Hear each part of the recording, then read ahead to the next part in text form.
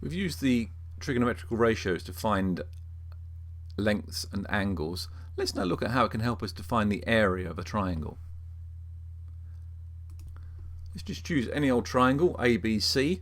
We know that the area of a triangle is half of the height times the base.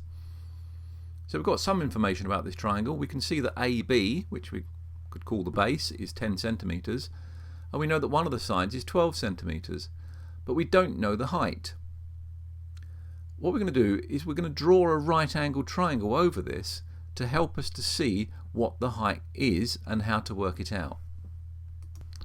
The key to getting these right is to put the triangle in the right place. Here we go, we've put this red triangle over, and now we can see that the height is that distance from C straight down to the base. Let's put this triangle separately so that we don't get confused with the other one.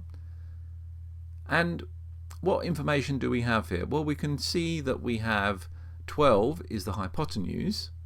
We're looking for the height, and the height is the opposite. So when we're working with the opposite and the hypotenuse, we know that it's a sine equation involved. And if you get your triangles out, draw them on the side, work out which one it is, you should see that we can work out the height by using the hypotenuse times sine 40. So we use the equation height is equal to hypotenuse times sine 40. Use your calculator to give you the value of sine 40, and that gives us 12 times 0.642, giving us a height of 7.704. So the area is equal to the base times the height divided by 2. That's 10 times 7.704 divided by 2, which gives us a final answer of 38.52 centimetres squared.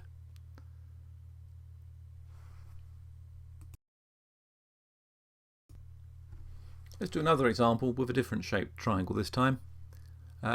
This one we can see we've got a base of AB, which is 8, but we can see the other corner, C, sort of hangs over the end a little bit.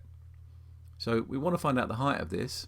So yet again, we're going to draw another triangle over this, but this time we're going to have to extend it along the base and up the side with that dotted bit to get a different triangle.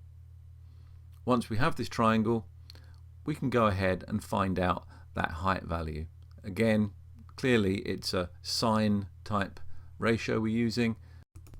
So as before, the height is equal to the hypotenuse times the sine of the angle, and if we work that through, we see that the height is equal to 6.42 centimetres. And then if we use that in our area equation, we get a half times 8 times 6.42, and that gives us an area of 25.68 centimetres squared.